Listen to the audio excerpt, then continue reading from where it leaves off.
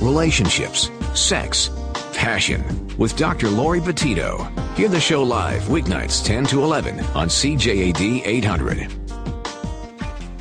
Welcome to Passion, a show all about love, sex, and relationships. I'm Dr. Laurie Betito. I'm a clinical psychologist and sex therapist. And tonight, we discuss the confessions of a chronically single girl. We could replace that with guy, too, but we've got girls in studio. So what's the deal? Why can't you find a mate? What is holding you back? We all know people, I'm sure of it, we all know single people who we think are awesome, great people, and for some reason, they're single. They're alone. What's going on with that? What's up with that? So we are going to get some insight tonight with two guests, psychologists Anna Maria Tosco and Sandra Reich of the Montreal Centre for Anxiety and Depression. They're actually putting on an event taking place November 19th, so on Tuesday, talking about creating the relationships you want for people who precisely find themselves in this situation. Welcome to the program, ladies. Hi. Great to be here, Laurie. It's great to have you on the program. Sandra, great to have you on again.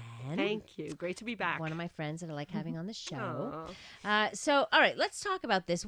Is there I don't know if there's a one answer thing, but clearly not. But we do all know single people. And I think, Anna Maria, you got into this topic because you were that chronically single gal, right? Dr. Laurie, I am, with all humility and sincerity, I was a hot mess. I was absolutely a hot mess. Really? In relationships. Yes. I mean, and here you go. You're a professional. Yep. You're gorgeous. Oh You've got, you're smart. So what was the problem? And how did you then turn this into trying to figure out what it is about in general for people? Well, listen, that's the thing. First of all, I feel that, I was a psychologist in training at the time. And, my friend here, Sandra Reich, she is the clinical director of the Montreal Centre for Anxiety and Depression. Also, my friend can attest to the fact that I was struggling in that department for a few years. Am I wrong? In the dating department? Yeah, okay. In the dating for quite a few years, actually. And so, but I feel that, I was psychologically oriented, obviously. Cognitively, I was interested in my, what I was thinking, my emotions, my behavior. So I feel that finally, I came up with a formula that actually makes sense. And so, in my talk on Tuesday, the 19th, we're actually going to talk about that. This formula that I came up with finally of why did I perpetuate that pattern for so many years? It was hard. It was hard. How many years was this going on? How long? Do you want to share? That's an interesting question. Yeah, Dr. Laurie, I would say about 8 years. Okay. Wow. 8 long years. But, I know people, I was just having this conversation. We have a family member that has been, as long as I've known this person, 20 years, has not had a relationship, Oh, yeah. And I don't think it's out of not wanting a relationship. So, and I wonder, here's a good looking woman, here's some, what. And it's always baffling. It's always baffling to think, what's happening. Clearly, we don't know everything going on in somebody's mind, which is what you're here to talk about. Well, part of it is those core beliefs, and Anna Maria is really going to talk about that on Tuesday because your core beliefs about yourself really affect your relationships outside of yourself. No, absolutely. And I think one thing we have to start with, too, is the idea of, I think sometimes with, being this confessions of a chronically single girl, the idea that there's kind of this single people unite kind of subculture that actually happens, once in a while. And I think, when single people get together, Sex and the City, for example, I mean, I love the show. I think it's great. It's funny. Fun. It's entertaining. It's fun. It's one thing to think it's fun and be entertained by it. It's another thing to kind of absorb the concepts, integrate the concepts, internalize the concepts to the point where it's your identity. You know what I mean? Or you're living it. Exactly. I mean, it's great to be validated. And some of those things are actually very empowering for women, I feel, Sex and the City. But at the same time, there are some concepts that could, if you internalize them too much, perpetuate the problem. All men are this, or all women are this, or, men are freaks. There was one episode, for example. We'll be talking about that on Tuesday. It doesn't help sometimes when there's this single people unite kind of culture. And I was definitely guilty of that. Interesting. Did you hang out with a lot of single people, or did you hang out with a lot of married people? Well, I think both. But then when I was with single people, it just, it could, there's a powwow that happens, Yeah. And sometimes the people you hang out with, it's not only whether they're single or not, it's whether they're victim-y or not. Ooh, whether great. We're looking at, I know Anna Maria loves to talk about the victimization that goes on, looking at whether you're moving towards victimization or moving towards empowerment. So how would how would it be expressed if let's say I was single and I was taking on this victimization? What would it look like? What would be some things I'd be saying to myself? That's great, Dr. Laurie. Actually, we're going to be talking about that on Tuesday. We actually have a list. We're going to have this survey of victim consciousness, this victim consciousness continuum, so to speak. If you are in victim consciousness, these are the kinds of things you'd be saying. My first response to a setback is to blame someone else. No matter what I do, things are not really going on to change me. I often find myself beginning thoughts with, I can't, I'm not good at. Or when my friends offer advice, it's always, yes, but. Yes, that's a big one. Or it's not fair. Right. It's not fair. Not, yeah, I've heard that. That's the language of the victim. It's not fair. It's right. not fair. Nothing works out for me. Right. Yeah. Right. I have no luck. In this department. And one of the things we really want to get across, and we're always trying to get this across, is that you always have a big factor in what happens in your life. And Anna Maria is really going to talk about radical responsibility. It's one of her favorite topics, which is that you are responsible for your life. You have a lot more control, but this is good news. Yeah. You have control over your life. People don't think they do. That's the problem. But if we can shift that, everything changes. And that's just a shift in thinking. Yes. Right. It's so much goes on in the head that controls everything we do. And that's what Anna Maria did. And her love life changed a lot. Well, I want to find out what it is, what you changed in your head and what was going on in your head before that. We have my guests tonight, Anna Maria Tosco and Sandra Reich of the Montreal Center for Anxiety and Depression. They're putting on a talk. Anna Maria will be talking Tuesday, November 19, 7 to 9 p.m. at the Brunswick Medical Center. It's a one-night event looking at all kinds of things in terms of understanding relationships and creating the relationship you want. What are the stumbling blocks? What are the hurdles, the most common hurdles? And we're talking about some of them here tonight, but she'll be going in depth with that. So if you're interested, what's the website again? It's helpforanxietydepression.com, or you can call us at 514-777-4530. Now, of course, we'll be giving that out a few times in this hour, but you should also know that this show will be podcast. So if you miss parts of it or you want to send it to somebody, you're able to do that by just going to cjd.com. Brad is always great about putting the podcasts up really quickly after the show, and then you can access them right there. So we're talking about basically the chronically single girl. What gets in her way? So what were some of the thoughts, Anna Maria, that got in your way that you then realized, I'm not the only one here? Well, basically, first step, there's essentially, I think the formula that I came up with is kind of 3 steps. The first one being you have to remove the victim. That is step number 1. Essentially, victims exist, like true victims. Of course, they exist. When things really do happen to you. Exactly. I mean, come on, and you have to heal, you have to, be mindful of your emotions, and you have to live through them. That's fine. When you find yourself perpetually in that pattern or perpetually saying those things that we were talking about before, it's not fair, it always happens to me, this is victim consciousness. This is bad news for anybody, the chronically single girl, somebody who's unhappy in relationships, or, as Sandra and I were talking about this before, clients in general. Mm-hmm. Yeah. Well, when clients are stuck in that mentality, they're generally stuck. And that was happening for you for a while during those years. Oh, absolutely. Yeah. So, the idea of, I'm wronged and I don't have any responsibility in it. You know what I mean? There's always these yes, buts, it's not my responsibility.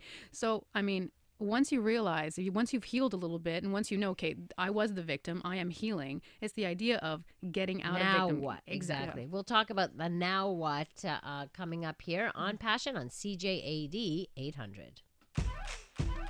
You're listening to Passion with Dr. Laurie Betito on CJAD 800.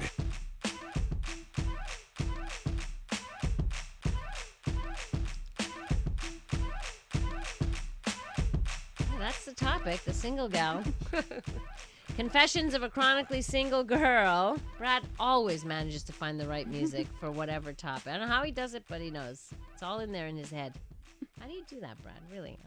You always amaze me, and you find the weirdest things. But anyhow. All right, so why is it that so many people, so many seemingly great people, continue to be single?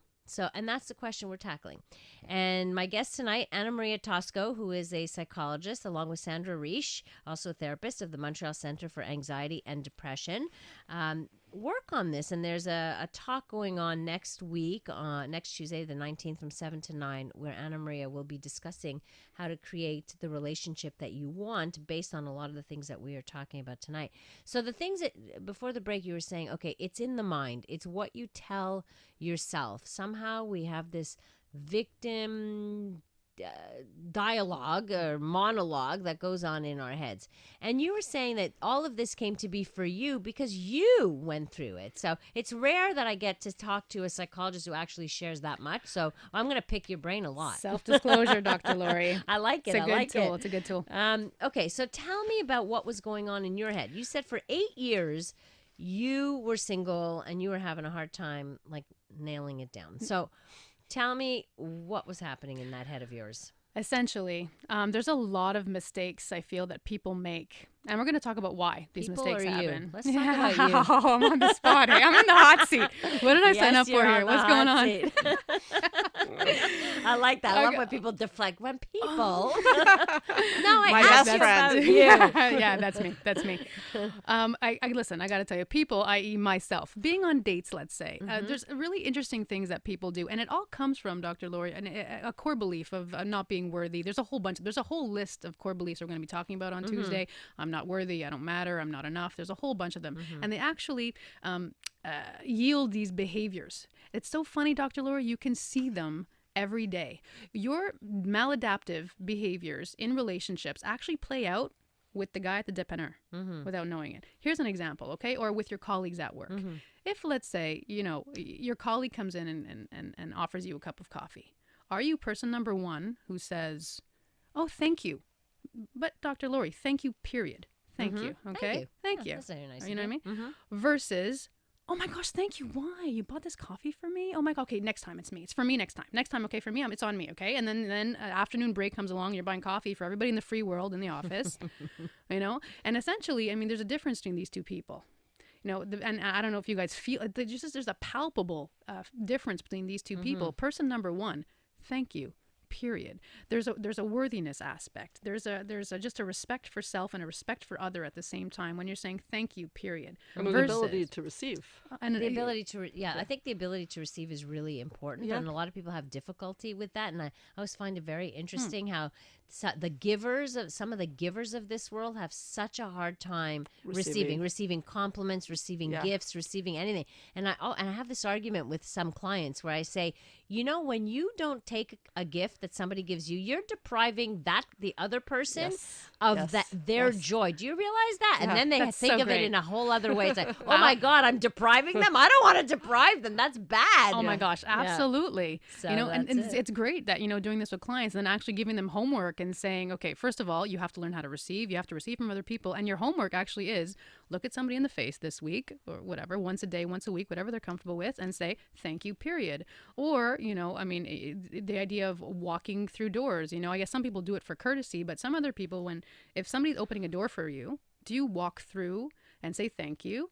Or do you kind of, hopefully, but then do you go ahead to the other door and say, okay, everybody else walk in, you know what I mean? You're opening the door for everybody because you feel indebted. Right. If you're person number two, there's some worthiness and there's some core belief issues that have to be addressed. Some people, though, might argue and say that's just kindness. Yeah, we were talking about that. How do you, because I know some people that are excessively kind, and they're always doing the kind thing. And that would be like that person number two, or maybe not. I don't know. Well, the secret wish of a caretaker is to be taken care of. So when we like to give to others, what about ourselves? And if you can't receive, and you said it yourself, if people are not comfortable receiving, how does that work out in a relationship? And how can it? How can it work? So if you want to just be the giver, you also want to be in control. And if you want to be in control, that's difficult in a relationship because there's got to be give and take. Back and forth. And again, with the feeling of indebtedness versus kindness, I think it's interesting because I think only the person knows. Like if you're that person who opens the door, you have to know if that's because you have a feeling of indebtedness in relationships, or if that's because you're just kind.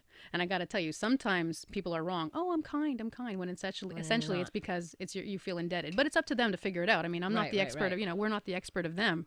They're the expert of themselves, Yeah, I think they'd have a hard time thinking, what? It's not out of kindness. It's out of need. It's out of dependency. It's out of what? It's out of feeling indebted to others. But that's a good question to ask yourself. Why are you doing this? Right. That's always a good question. Right. Why are you doing this? What's driving the car?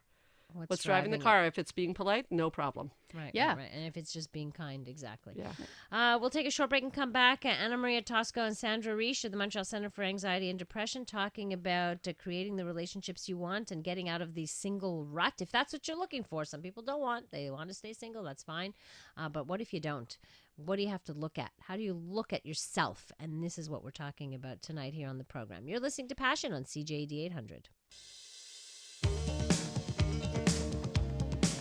You're listening to Passion with Dr. Laurie Betito on CJAD 800.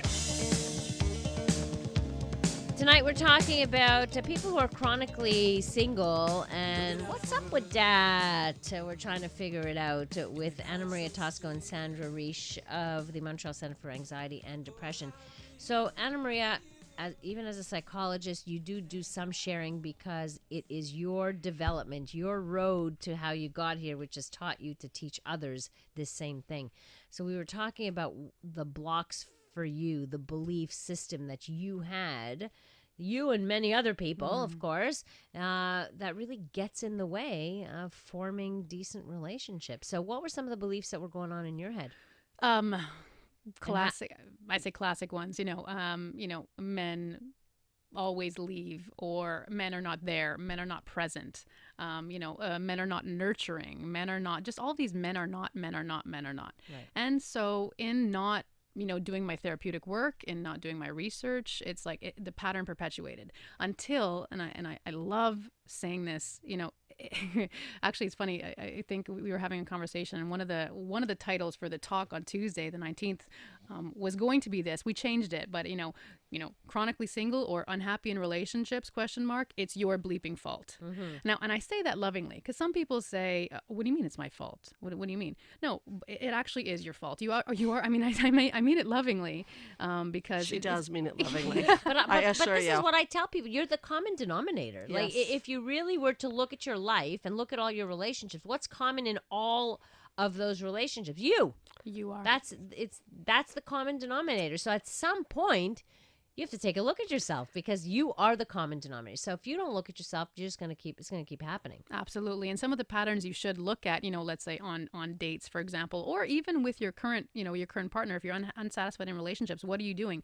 Are you making eye contact? Are you deflecting the conversation, when you're talking? That's a big one. We have people who are going on dates with new prospects, or even in your current relationships. Are you deflecting? Like when somebody says, "Hey, how was your day?" Do you say, it's all right. I know. How was yours? I think a lot of people refusing to talk about oneself and only Exactly. talking about the other. But again, that comes to the being the caretaker and not always focusing on the other person. Therefore, you never focus on yourself. And then if you don't focus on yourself, well, hey, how's someone else going to focus on you? Yes. Right? It's only logical. We're going to take a break for the news and come back with Anna Maria Tosco and Sandra Reich to continue discussing creating the relationship that you want. If you are interested in attending the talk, you can go to the website, helpforanxietydepression.com, helpforanxietydepression.com. You're listening to Passion on CJAD 800. You're listening to Passion with Dr. Laurie Betito on CJAD 800.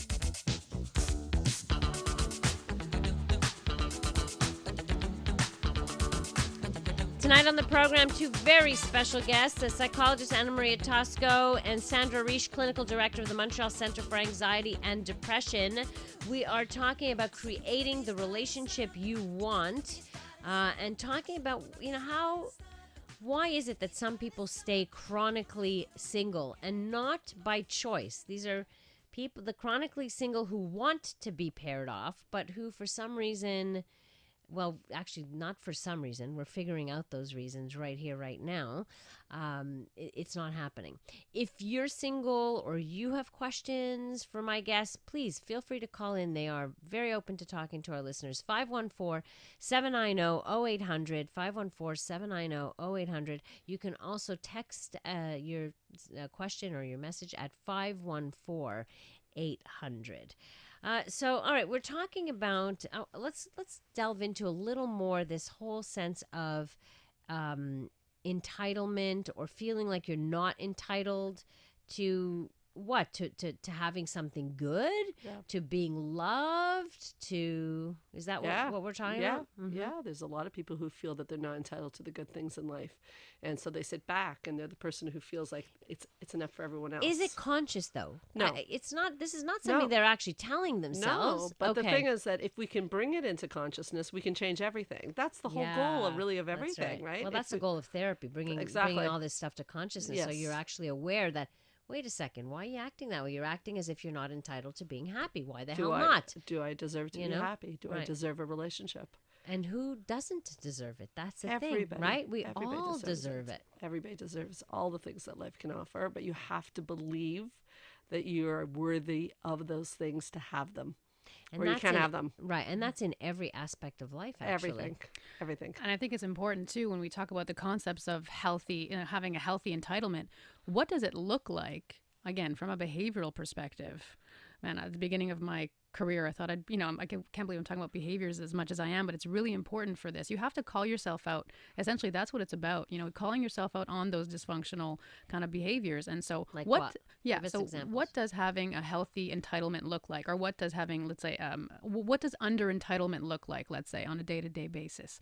Under entitlement might look like, you always shortchanging yourself. You're always, running the errands. You're kind of over functioning. The idea of not being entitled enough to say, wait a second, I'm actually entitled for this break. I'm entitled to actually sit back while you do stuff. Right. And we were talking about that before, the giving and the receiving and giving. I see so many couples with this problem. So not even forget single people, couples. Absolutely. That have such a hard time with this. And often, it is women. I mean, it can happen, of course, that it's men, but women who, even when it comes to sexuality, are the givers and do not know what it is. They don't feel that it is something they can take. So they feel that sex equals something that you give to your husband. That's it, or your partner. You give to men.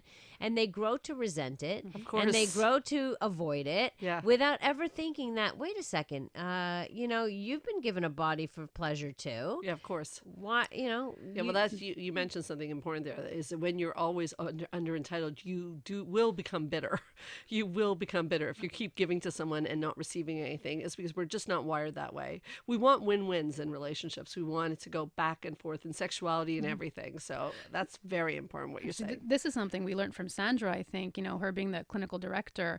We have a lot of training under her. Mm-hmm. And one of the things, that we learned at one point is the idea that when you give too much and you give and give and give, what happens is you end up being resentful. It's a clear formula every single time. So many times in my office with clients, I'm giving. But you know what? I'm kind of resentful. You know what? That's a formula. If you're giving too much, you're going to be resentful, and then you're going to go into victim consciousness. So bringing it back to the behavioral level again, if you feel that resent, you're doing something wrong at step one. You're giving too much. Right. Stop it. And that's stop it. Stop right now. All right, and that's the too nice thing. Yes. Let's actually hear from Tony tonight. Hi, Tony. Welcome to the show. Hi. Hi. Good evening. Good evening. First time I'm calling on the radio. Oh, welcome then. Now, I used to be married and a lovely wife. We got along exceedingly well. Mm-hmm. But, of course, you know what happens. Sometimes they go astray as women. And I guess around the water cooler at work, you know how it goes. And something happened, and then suddenly she wanted to leave, and I was crying. And I said, why? She's met another guy after 35 years of marriage. Wow. Isn't that something? Sorry to hear that. And I gave it my all. And I've been single now for now I'm 70. About 10 years. 10 years, okay. But you want to meet somebody now. I would love to. That's good. See, this sounds like a Passionate. really nice guy. Yeah, Any yeah, girls, yeah. any women out there want Tony? Because he They sounds can like meet a up good at the guy. office on Tuesday.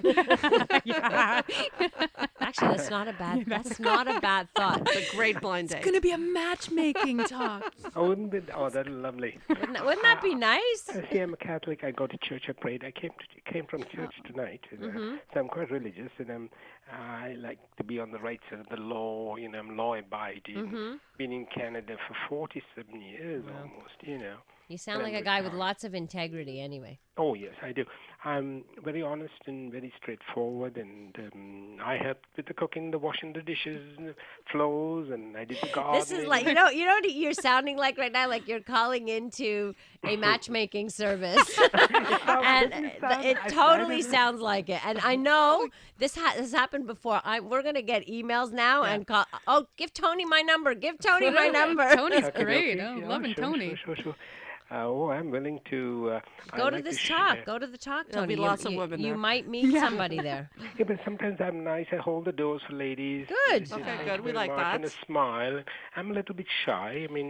So I don't want to be too forward. Tony, I have to ask, as Yes. we're all therapists here. I have to ask, have you healed from that relationship? Well, it took me about 4 or 5 years. I was very sad, and I still pray for her to come back because only a miracle, probably. So I believe in miracles. But do you stop doing that now? You're not praying for that Well, anymore, not are you? anymore. Okay. I'm gradually forgetting about her now. Okay. But she's Well, very you don't happy have to forget. You just have to let it go. Yeah, gotta That's let it, it go. that's it. Yeah. It took me about 4 years. Yeah. Well, Well, after 35 years with someone, 4 years sounds about right Yeah. in terms of healing time. Like, that's not unusual. and we you had know? a daughter, and she's now in Toronto. She went to university. She's an engineer. Tony, you need to find somebody. I would love to. We got to find you somebody. I don't know. Yeah, I agree with that. We're all going to work on no, it now, Tony. I'm loving Tony. Collective. I say go to the talk, and you never know who you're going to meet, okay? Tony, if What you a do, story it would be. you need to come up to us, Tony. We would love to see you. You need to come right up to us if you come on Tuesday. And by the way, We I'll wanna be meet there you. too. I'm going to go and say hello. Yes. So Cool. I'll Okay. be meeting our listeners there Okey-doke. too. All right. Thanks, Tony. Lovely. Good luck Thank to you very much And thanks indeed. for calling. Thank you. Bye, You're very Tony. welcome. Okay. Bye-bye. I love when new people call in. It's so great. So sweet.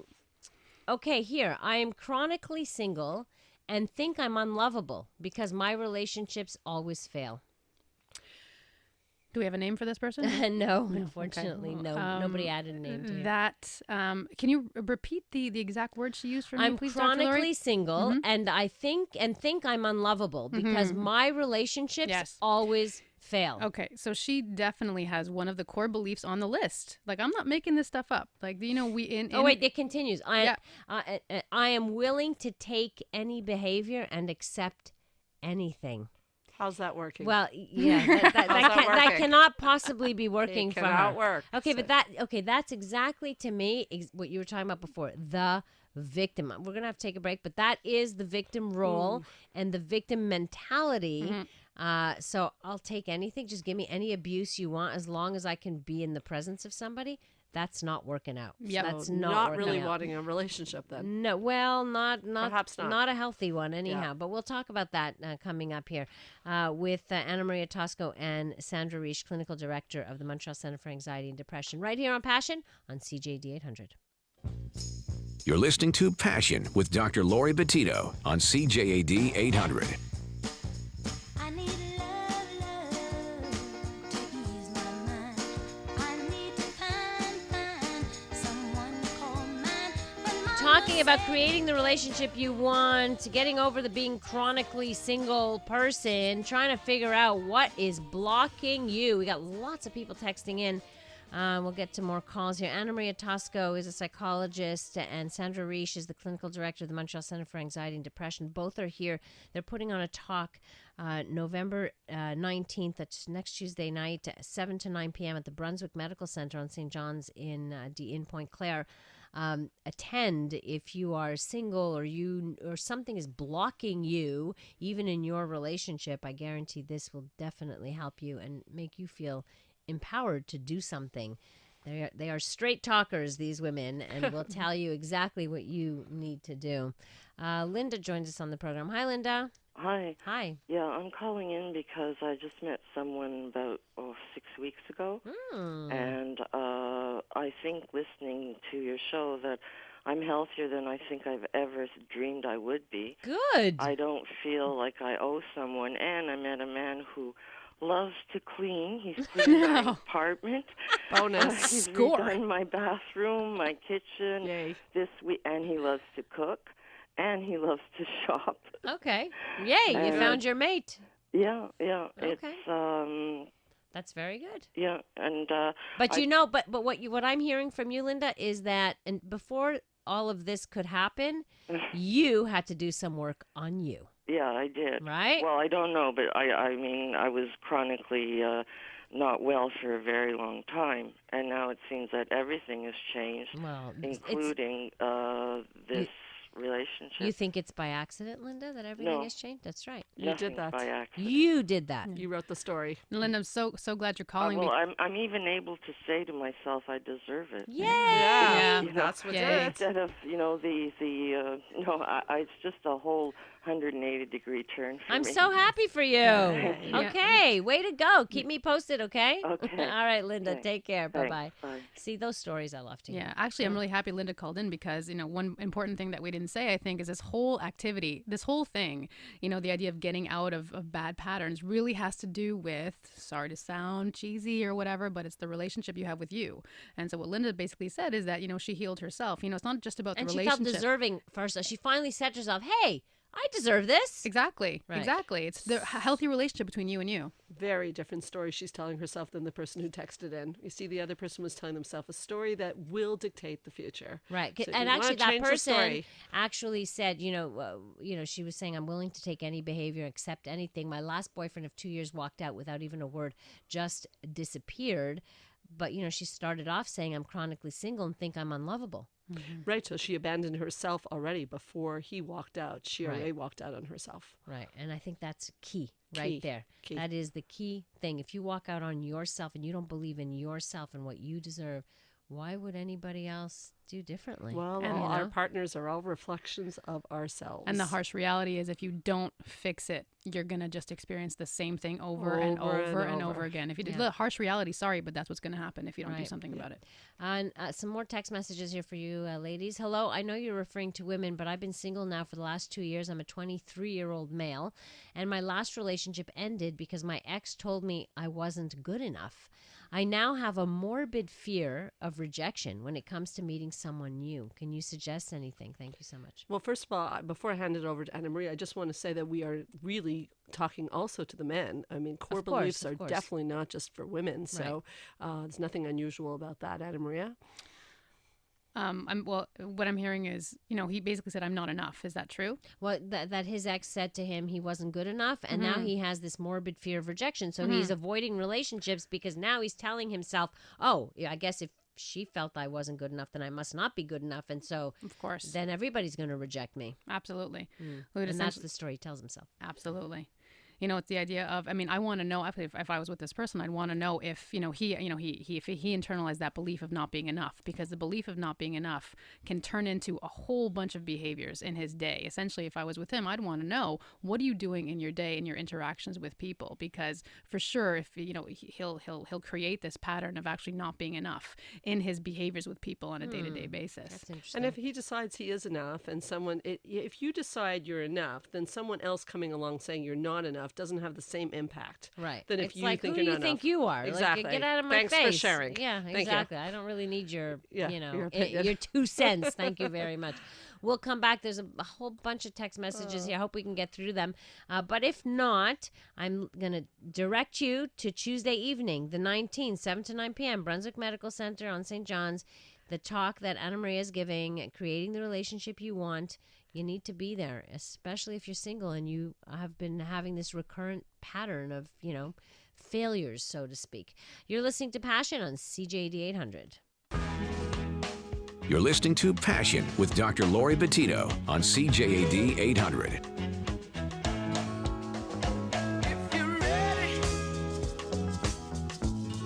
Wow, time is running out. Fast, fast, fast. Anna Maria Tosco and Sandra Reich are both here. Sandra is the clinical director of the Montreal Center for Anxiety and Depression. Anna Maria is a psychologist who's putting on a talk on Tuesday evening. For more information, helpforanxietydepression.com. So go to helpforanxietydepression.com or call 514-777-4530. I am a happy and energetic person. My friends often tell me how infectious my smile is. I find myself chronically single or getting involved in unfulfilling relationships. I am unwilling to settle. Help me, please. This person needs the talk. That talk, this talk, Tuesday night. You need to go. I think you're going to find out a lot about yourself. I want to know what's underneath the smile, Dr. Laurie. Underneath And the smile. don't settle. Well, pardon? And she shouldn't settle. What's going on underneath that? Because Right. settling is not the answer. So she's got to find out. This is somebody who needs to find Yes. out what's going on. And you see, this is common. Yes. Happy, energetic, great personality, great person, and yet unfulfilled in that Absolutely. area. So something is going on. But it's so funny how she says, I'm happy, energetic, I'm smiling all the time. Well, one of the first things I would ask is, okay, well, what's going on underneath there? Do you really feel happy? We do that a lot in psychology. You're smiling, you're happy, really? Is that what you're feeling inside? Because if not, there's a contradiction here. We have to talk about this. Richard texts in, join Meetup and you will never be alone. Great people, great activities. That's actually a very good advice. Meetup groups are great, because they're special interest groups, right? You choose your interest. You want to, want to go with a group of knitters. You can, Why not? do that. You want to be whatever, skydivers. You could do that. There's a Meetup for everybody. Unfortunately, we haven't been able to get to all our text messages, but I encourage people to attend the workshop. It's 2 hours. It's Tuesday evening at the Center for Anxiety and Depression. And again, all that information, you can listen to the podcast. It will be there. Ladies, thank you so much for being in studio with us tonight. Thank you. So fun. Pleasure. And we'll see you at the talk. I'll pop in, say hello, and watch Anna Maria do her stuff. Yeah. Listen to Passion with Dr. Laurie Betito, live weeknights 10 to 11 on CJAD and CJAD.com.